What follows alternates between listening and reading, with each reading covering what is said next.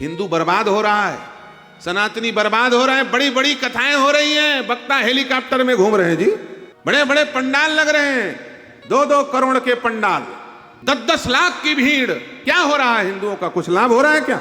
वो समझ रहे हो जो लाभ, वो लाभ नहीं है। एक पैर सरका आउट हो जाओगे, खत्म हो जाओगे, कभी उठ नहीं पाओगे, याद रखना। बहुत खतरे में हो, तुम्हें समाज के रूप में जागना पड़ेगा। शासन अपना काम करेगा, लेकिन समाज को अपना काम करना पड़ेगा। याद रखना, तुम्हें अपनी सोच बदलनी पड़ेगी। हिंदू की सोच संकुचित हो गई है। क्या?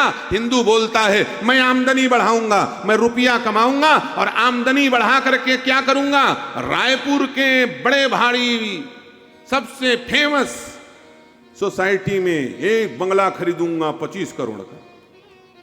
वो आमदनी बढ़ा करके मकान लेना चाहता है, वो आमदनी बढ़ा करके दिल्ली मुंबई में मकान खरीदना चाहता है, वो आमदनी बढ़ा करके बुर्ज खलीफा में 165वें मंजिल का फ्लैट लेना चाहता है।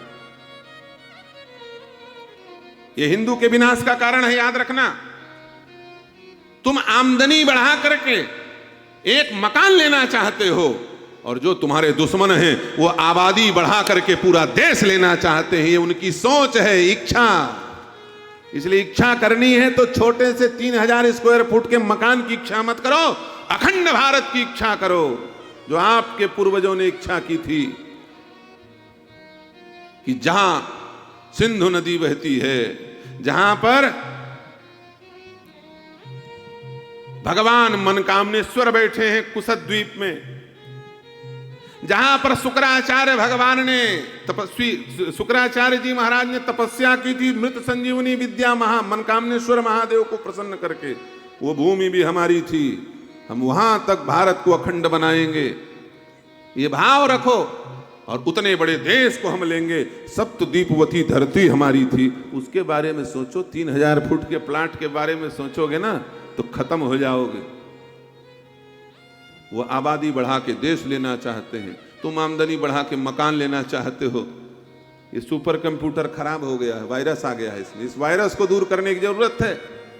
यदि राजपाट संपत्ति ही महत्वपूर्ण होता ना तो हिंदू कब का समाप्त हो गया होता, अभी तक इतनी लंबी यात्रा ना होती, अकबर के समय में हम खत्म हो गए होते। लेकिन हिंदुओं ने कहा जीवन स्तर ऊंचा नहीं होना चाहिए, जीवन का मूल बिंदु, जीवन की मौलिकता ये ऊंची होनी चाहिए। महाराणा प्रताप को क्या जंगल में मच्छर ने नहीं काटा होगा?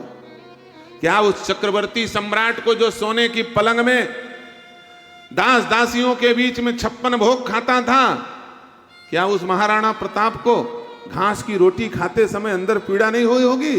लेकिन नहीं, उसने कहा कि भैया जीवन स्तर भले चाहे जो हो, लेकिन जीवन का विचार स्तर ऊंचा होना चाहिए। गुलाम बन करके 56 भोग खाने से बढ़िया स्वतंत्र होकर के मैं घास की रोटी खाऊंगा, यह सोच रखा, तब हम बचे हैं, नहीं तो खत्म हो गए होते। इसलिए जो इच्छा करी हो मन माही, राम कृपा कछु दुर्लभ नाही। इच्छा सही करनी पड़ेगी। ग्रंथ पहला क्या?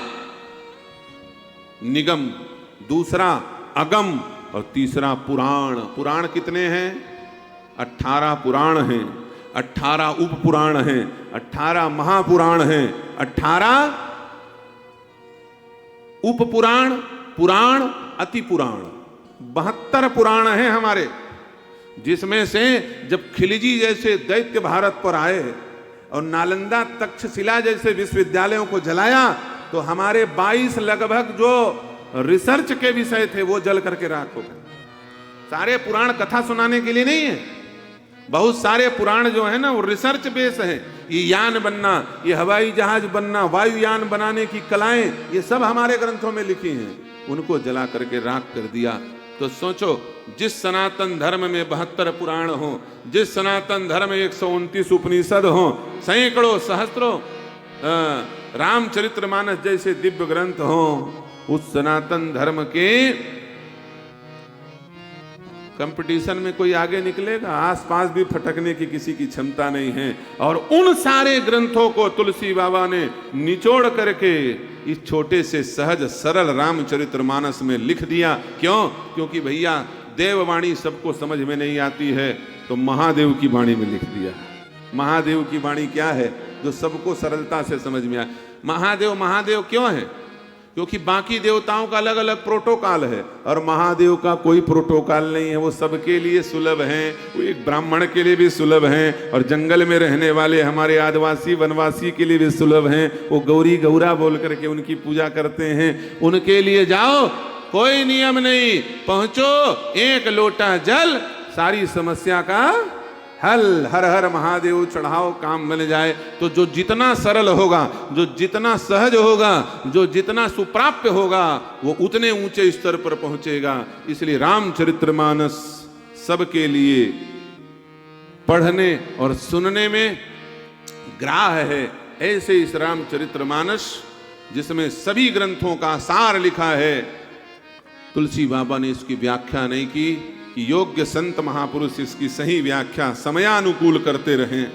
एक बार यदि व्याख्या हो जाती तो ये प्रसंग से बाहर हो जाता, ये लोगों के मस्तिष्क से बाहर हो जाता। इसलिए इसमें हम लोग अपने विचार के अनुसार, अपने सांसारिक परिस्थिति के अनुसार जैसा समाज को दिशा दिया जा सके, वैसी इस रामचरितमानस के माध्यम से दिशा निर्देश करने का प्रयास करते हैं। और ये हम लोगों का विशेषाधिकार है, इस पर कोई प्रतिबंध नहीं लगा सकता, ना हाई कोर्ट ना सुप्रीम कोर्ट। ठीक है कि नहीं?